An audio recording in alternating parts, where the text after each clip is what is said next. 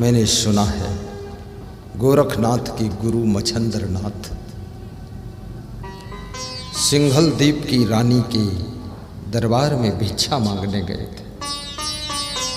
भिक्षा मांग गोरखपंथ के साधु भिक्षा मांगते थे, तार वाला सितारा बजाते रहते थे। योगी लोग हैं।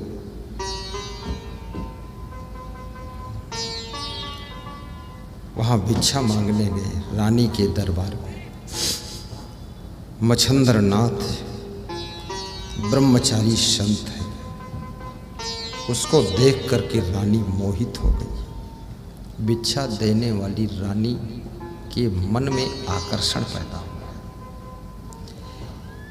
और जब उसके मन में आकर्षण पैदा हुआ, इधर अकेले थे मच्छंद्रनाथ, भिक्षा मांगने गए, इनका मन भी डगमगा गया। इसलिए किसी त्यागी पुरुष को किसी नारी के सामने अकेले नहीं रहना चाहिए और किसी भी नारी को अपने पति के साथ रहो तो कवच कुंडल की तरह तुम्हारी सुरक्षा है। पिता के साथ रहो सुरक्षा है। जब कोई तुम्हारे साथ में 2, 4, 5 लोग होते हैं तो तुम्हारा मन यदि डगमगाता भी है तो सबके दबाव में, प्रभाव में, संकोच में फिर भी तुमसे गलती नहीं होती है, तुम अपने को संभाल ले जाते हो।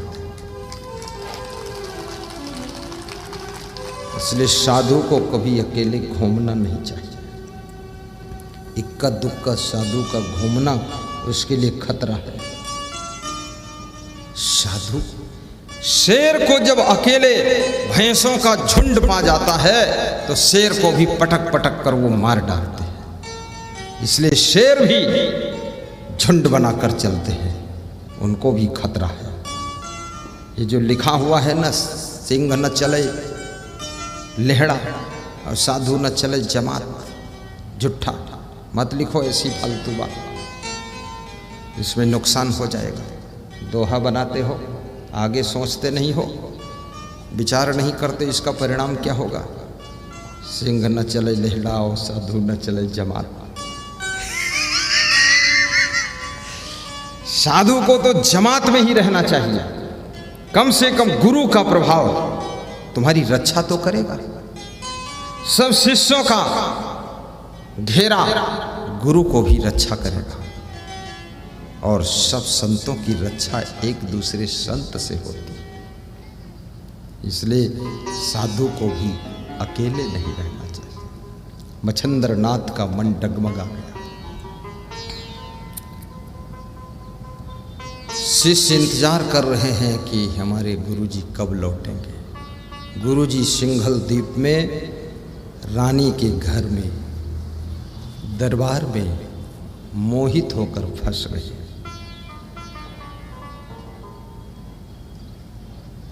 याद रखना, संसार तो भवसागर में डूब रहा है। भवसागर से जिनको पार करने के लिए तुम गए हो, पार कराने में सावधानी रखना, कहीं तुम भी न डूब जाना। डूबने वालों को जो बचाते हैं लोग, वो खुद को डूबने से भी बचाते हैं, तभी उसको बचा पाते हैं। जो खुद भी डूब जाते हैं और डूबने वाले को कैसे बचा पाएंगे। खुद को बचा कर। महिलाएं रोटी सेकती हैं, चिमटा रखती हाथ में, अंगुलियां नहीं जलाती हैं, कल फिर सेकना है। चिमटा से पकड़ती है गर्म रोटी, चूल्हे के पास आग में चिमटा ले जाती। ऐसे ही संयम नियम का चिमटा रखो। भक्त को अपनी भक्ति की रक्षा करना चाहिए, साधु को अपनी साधुता की रक्षा करना चाहिए, चरित्रवान को अपने चरित्र रूपी संपदा की रक्षा करना चाहिए। याद रखना, चरित्र से बड़ी कोई दौलत नहीं है और साधुता से बड़ी कोई चीज संसार में नहीं है और भक्ति से बड़ी कोई संपदा नहीं है। खोना नहीं चाहिए। कितने तुमको लोग नास्तिक मिलेंगे, अरे बोलेंगे तुम कहाँ सत्संग में फंसे हो, तुम्हारा मनोबल गिरा देंगे। तुम तुरंत उनको जवाब दे दो, अरे तुम कहाँ दारू में फंसे हो, बोल दो उनको, तुम कहाँ वेश्यालय में फंसे हो, तुम बीड़ी सिगरेट में फंसे हो, गांजा चरस तंबाकू में फंसे हो, तुम फंसे में भी फंसे हो। मेरे को तो कोई एक बात बोले तो मैं 1000 बात बोल देता हूँ फटाक से। पूरा रेडीमेड उत्तर है, भड़बड़ भड़बड़ बोलते हैं। हाँ, इतने उदाहरण दे देता हूँ, मुंह बंद हो जाता है, एडवोकेट का बाप बन जाता हूँ। तुम मत सोचना मेरे लिए बोल रहे, तो ऐसे बता, जवाब देना पड़ेगा ना। फंसा कौन नहीं है? कोई नशा में फंसा है, कोई फैशन में फंसा है, कोई व्यभिचार में फंसा, अनाचार में फंसा, दुराचार में फंसा, भ्रष्टाचार में फंसा है।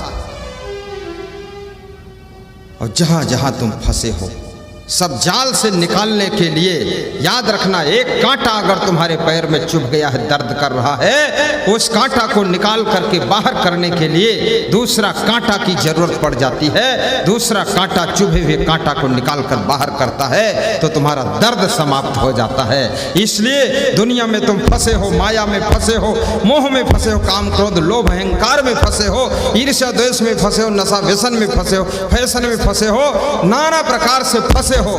ये सारे जाल में जो फंसे हो, इस फंसाव से निकालने के लिए गुरु की भक्ति में फंसना पड़ेगा, तब ये सब जाल से बाहर हो जाओ। खड़े होकर बोला करो, ऐसा बिल्ली की तरह म्याऊं क्यों? बोलो चंद्रकांत।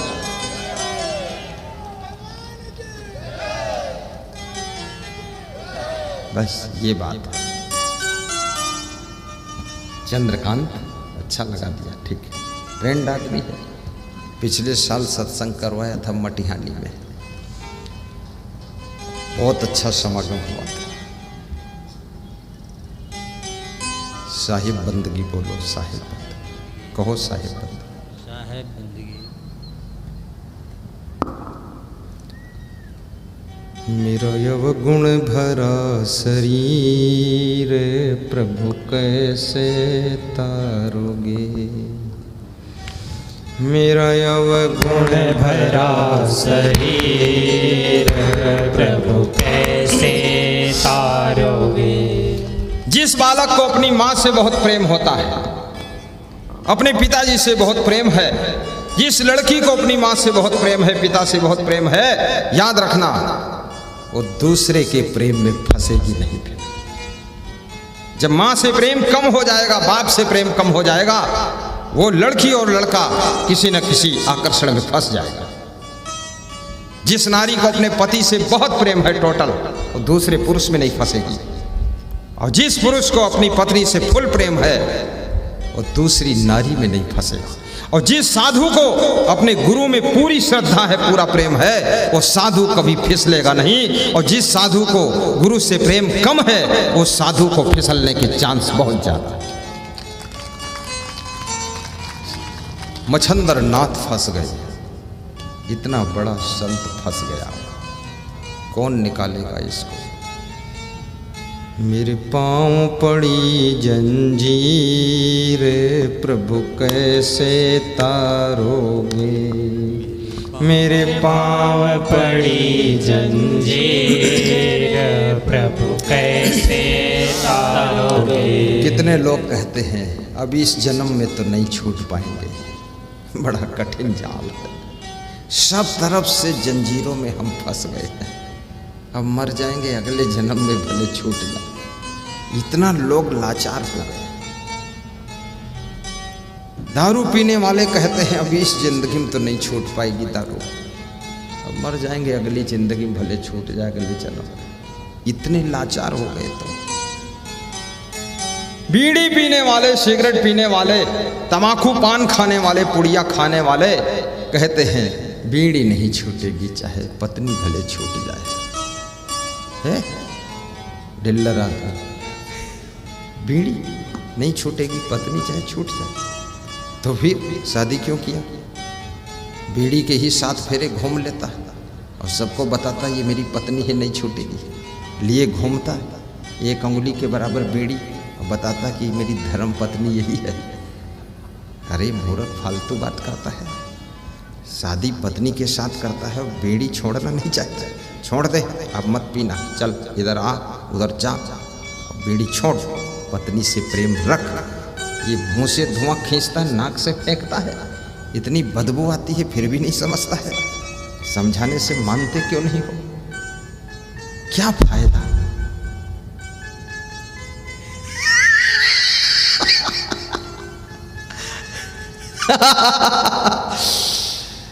गांजा भांग अफीम चरस बीड़ी सिगरेट पीने वाले। गा दूं? गांजा भांग अफीम चरस बीड़ी सिगरेट पीने वालों, इन व्यसनों को जो ना छोड़ सके, इन व्यसनों को जो ना छोड़ सके, मन बस में करना क्या जाने, इन व्यसनों को जो ना छोड़ सके, मन बस में करना क्या जाने, इन व्यसनों को जो ना छोड़ सके, मन बस में करना क्या जाने, इन व्यसनों को जो ना छोड़ सके, मन बस में करना क्या जाने। जग में सत्संग बिना मानो, सम्मति गति पाना क्या जाने, जग में सत्संग बिना मानो, सम्मति गति पाना क्या जाने। आसुरी प्रकृति के जो प्राणी, आसुरी प्रकृति के जो प्राणी, सत्संग में आना क्या जाने, सत्संग में आना क्या जाने, सत्संग में आना क्या जाने, सत्संग में आना क्या जाने। जीवन में जितने दुख दिखते, जीवन में जितने भी दुख दिखाई दे रहे हैं आपके जीवन में, किसी के जीवन में, उसका कारण क्या है? जीवन में जितने दुख दिखते वे निज दोषों के कारण ही, वे निज दोषों के कारण ही, पर जिसको इतना ज्ञान न हो वह दोष मिटाना क्या जाने, पर जिसको इतना ज्ञान न हो वह दोष मिटाना क्या जाने, पर जिसको इतना ज्ञान न हो वह दोष मिटाना क्या जाने, पर जिसको इतना ज्ञान न हो वह दोष मिटाना क्या जाने। जीवन में जितने दुख दिखते, जितने भी दुख हैं जीवन में, तुम्हारा दुख क्यों नहीं मिट रहा है? क्योंकि तुम जितने दुख हैं उसका कारण दूसरे को ठहराते हो। तुम जब दुखी होते हो तो कहते हो मैं अपनी पत्नी के कारण दुखी हूँ, कहीं कहते हो मैं उनके कारण दुखी हूँ, इनके कारण दुखी हूँ। तुम खुद को जिम्मेदार नहीं ठहराते, और जब तक खुद को जिम्मेदार नहीं ठहराओगे तब तक तुम दुख की कुएं में ही पड़े रहोगे, उससे निकल नहीं सकते।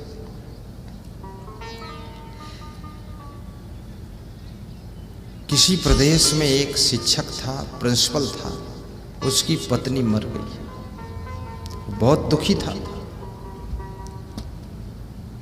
तो मुझे मिला, मैंने पूछा क्यों दुखी? बोले पत्नी के कारण दुखी। तो हमने कहा पत्नी कहाँ है? बोले वो मर गई। तो हमने कहा जब वो मर गई तो दुख भी मर जाना चाहिए, तब उसके कारण कैसे दुखी हो? क्योंकि कारण ही मिट गया, तो मर ही गई, अब उसके कारण दुख जिंदा कैसे है? जब पत्नी ही नहीं है तो दुख उसके कारण क्यों है? बोले वो मर तो गई लेकिन मेरे मन से मरी नहीं। तुमने कहा मन में तुम जिंदा रखे हो उसको? बोले भूलती ही नहीं है। तो हमने कहा भूलती नहीं है तो ये पत्नी की गलती कि तुम्हारी गलती है? बोले है तो मेरी गलती। तो हमने कहा तो पत्नी के कारण थोड़े को दुखी हो, तुम अपने कारण दुखी हो, अपनी गलती के कारण। पत्नी मर गई वो थोड़े कहती है कि हमसे मोह करो या हमको मत भूलना। तुम भूलो चाहे याद करो, चाहे उसके नाम की माला जपो कि श्रीमन नारायण नारायण, क्या नाम है पत्नी का तुम्हारी? सीमा देवी, सीमा देवी, सीमा देवी, जपते रहो। पत्नी थोड़े कहती मेरे नाम की माला जपो, वो तो मरकर चली गई, पति मरकर चला गया।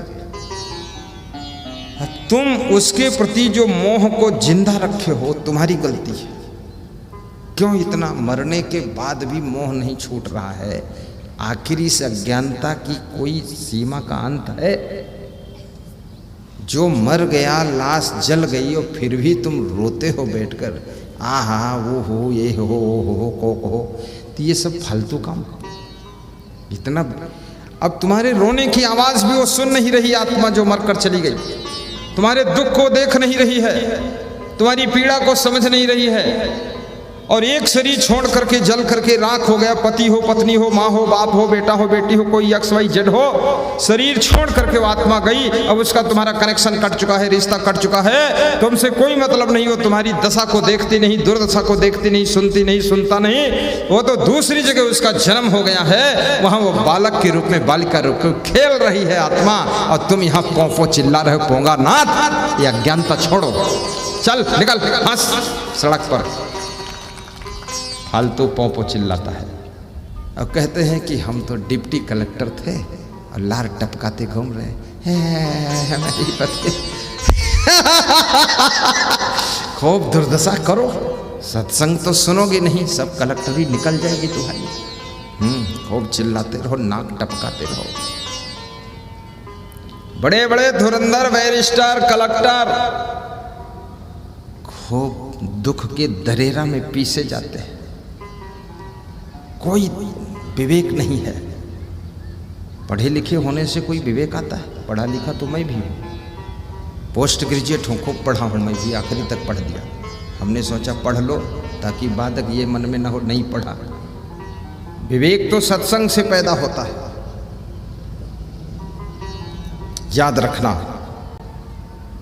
जो तुम्हारे परिजन, कुटुंबी, जन, प्रेमी जन मर चुके हैं, यदि उनके प्रति तुम्हारे मन के अंदर सच्चा प्रेम है तो उनके अच्छे अच्छे गुणों को अपनी जिंदगी में धारण करो, उनकी अच्छाइयों को जीवित रखो, तो समझ लो तुमने उनके प्रेम को अदा कर दिया है।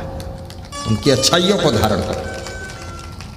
यदि पिताजी तुम्हारे सत्संगी थे, तुम भी सत्संगी बनो, तब तो समझो पिताजी से प्रेम तुम्हारा है, था। तुम्हारी पत्नी सेवा खूब करती थी, मेहनत करती थी, गम खा लेती थी, साफ सफाई रखती थी, अब वो मर गई तो उसके गुणों को जीवित रखो ना, साफ सफाई रखो। कम से कम चुड़ैल बनकर आएगी तो देखी घर साफ सुथरा तो है। अब वो चुड़ैल बनकर भी आत्मा आएगी तो देखेगी ये भूत, ये पति देव, ये नालायक इतनी गंदगी मचा रखा है, तो चुड़ैल बनकर रात में तुम्हारे मुक्का मार कर चली जाएगी कि पागल सफाई क्यों नहीं करता है। उनके गुणों को जीवित करो, उनको गुणों से तुम हमेशा के लिए जीवित रख सकते हो। अपने मां के गुणों को जीवित करो, सासू के गुणों को जीवित रखो। जैसे तुम्हारी सासू पूरे परिवार को संभाल कर रखती थी, सवेरे सोकर उठ जाती थी, नाश्ता रेडी कर देती थी। सासू अब नहीं है। ये सासू के गुण तुम्हारे अंदर यदि आ जाएं, सवेरे सोकर जल्दी उठ जाओ, साफ सफाई करो, नाश्ता टाइम पर बनाकर सबको प्रेम से खिलाओ, तो घर वालों को एहसास ही नहीं होगा कि सासू नहीं है, क्योंकि उसके गुण जिंदा हैं, इसलिए सासू का प्रभाव दिखाई देगा।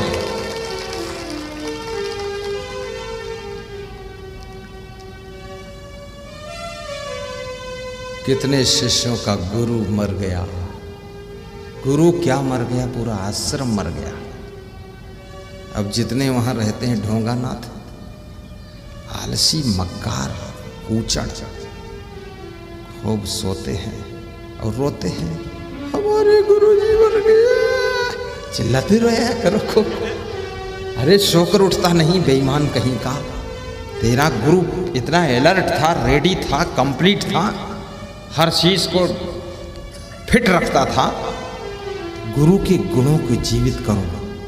आपके गुरु आपके कर्मों में जीवित होना चाहिए, आपके गुरु आपके स्वभाव में जीवित रहना चाहिए, आपके गुरु आपके संयम नियम और चरित्र में जीवित रहना चाहिए, वैराग्य में जीवित रहना चाहिए। गुरु का स्थूल शरीर तो मर गया, लेकिन सूक्ष्म ज्ञान आपके अंदर सदैव जिंदा रहे। तो जो सुख गुरु के समय मिलता था, वो सुख गुरु का शरीर न होने के बाद भी तुमको सदैव मिलता रहेगा। छोड़ो बुराइयां, महान बनो। किसी के अवगुण मत सीखना।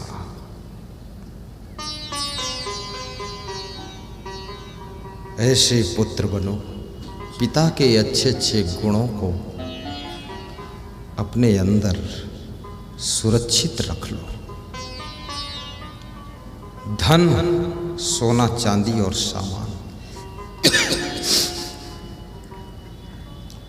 भाई भाई आपस में बांट लेते हैं। देवरानी जेठानी भी बंटवारा कर लेती है, गोतनी गोतनी मिल के बांट लेती है। गोतनी बोलते ना, गोतनी गोतना जो भी हो सब बांट लेते हैं। लेकिन सास ससुर के अच्छे अच्छे गुण, माता पिता के सुंदर स्वभाव को किसने लिया अपने हिस्से में? पूरा पूरा ले लो ना।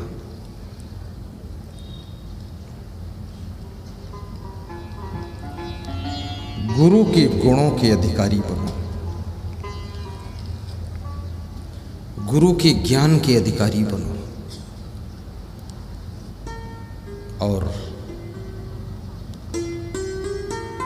उनके गुणों को सबको बांटना प्रारंभ करो। ज्ञान का वितरण करो, दूसरों को ज्ञान सिखाओ, भक्ति सिखाओ, ज्ञान का प्रचार प्रसार करो। प्रवचन सुनने आओ, अपने मोबाइल में भी रिकॉर्डिंग कर लो, थोड़ा सा वीडियो बना लो, फोटो खींच लो व्यास गादी का, श्रोताओं का, व्हाट्सएप पर डाल दो, फेसबुक में डाल दो, शेयर कर दो।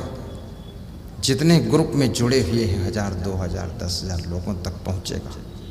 उनको भी रिक्वेस्ट कर दो कि आप भी शेयर कर दो, पूरी दुनिया में ज्ञान फैला दो। इसका नाम भक्ति है। जिस ज्ञान से तुमको शांति मिली है, जिस भक्ति से तुमको गुरु जी मिले हैं और जिस सत्संग से तुम्हारी जिंदगी का रंग बदला है, वो सत्संग दूसरों को भी प्रदान करो, वो ज्ञान दूसरों को भी पहुंचाओ। मोह को समाप्त करो, लोभ को खत्म करो। मच्छंदर नाथ को ढूंढने के लिए गोरखनाथ गए, ढूंढ कर ले आए। गोरखनाथ ने भजन गाया कि भाग मच्छंदर गोरख आया। बाबा, भाग मच्छंदर गोरख आया। हाँ, भाग मच्छंदर गोरख आया। मच्छंदर को लेकर आए। रास्ते में शाम होने लगी। मच्छंदर नाथ ने कहा, कोई भय है यहाँ, डर है? गोरखनाथ ने कहा, यहाँ क्या डर है? मच्छंदर नाथ स्नान करने गए। गोरखनाथ ने उनका थैला खोला तो देखा वो राजमहल से एक सोने की ईंट ले आए थे। सोने की ईंट, देखो इतना बड़ा गुरु और चुट्टा, मन डावाडोल हो गया। जब मनुष्य के मन में वासना उथल पुथल करने लग जाती है तो उसके अंदर लोभ भी पैदा हो जाता है। गोरखनाथ ने उस सोने की ईंट को उठाकर कुएं में डाल दिया। स्नान करके जब सरोवर से लौटे मच्छंदर नाथ, उन्होंने फिर पूछा, यहाँ कोई भय तो नहीं है? बोले, गुरुदेव, जो भय था उसको मैंने कुआं में डाल दिया। बोले, क्या? बोले, आपके थैले में भय भरा था। बोले, क्या? बोले, सोने की ईंट रखी थी। बोले ये तूने डाल दिया, कहाँ? बोले कुएं में, लो देखो थैला खाली है। बछंदर नाथ दुखी हो गए कि ये सोने की ईंट इतनी कीमती लाए थे, तूने कुएं में फेंक दिया। अरे बोले क्या गुरुदेव आप दुखी होते हैं। गोरखनाथ ने फिर साइड में लघुशंका कर दिया और लघुशंका का जल छींटे जहां तक पड़ी वो मिट्टी सोना बन गई। कहा गुरुदेव तपस्या में ये ताकत है, लघुशंका कर दूं वहां सोना बन जाता है, तुम एक सोने की ईंट के लफड़े में फंसे हो। राजस्थान भारत देश का एक प्रदेश है राजस्थान, जानते हो? वहां मैं गया एक भक्त के यहाँ, मेरे गुरुदेव भी गए, तो संतों ने फल अमनिया किया, फल काटा, छिलका छीला और प्लेट में फल लगाकर हमें और गुरुदेव को दिया, संतों को दिया। तो जो छिलका बचा वो कचड़ा, उसको उठा करके साइड में जगह खाली पड़ी थी वहाँ फेंक दिया। संतों ने फेंक दिया और भगत जी ने भी फेंक दिया। फिर हम लोग विदा हो गए। एक साल बाद फिर हम गए राजस्थान, तो वो भक्त मिला, बोला कमाल हो गया। हमने कहा क्या हुआ? बोले गजब हो गया। हमने बोलो ना क्या हुआ? बोले अजब हो गया। हमने कहा हुआ क्या? बोले वो जो आपके गुरु जी ने फल खाया था, उसका जो छिलका उनका कचड़ा वचड़ा बचा था, वो पड़ोसी की जगह उधर पड़ी थी, उधर फेंक दिया मैंने। तो हमने कहा हुआ क्या?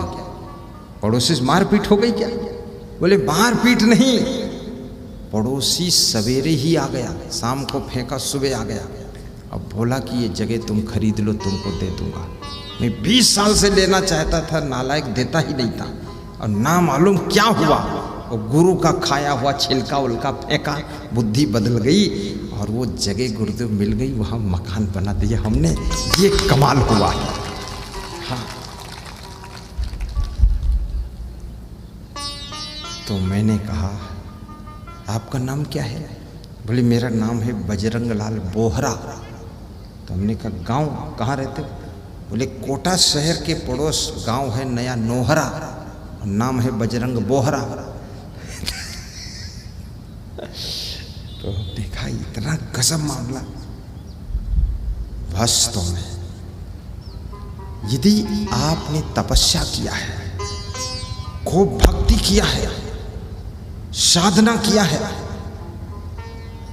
आप तेजस्वी हैं, तपस्वी हैं, ओजस्वी हैं, याद रखना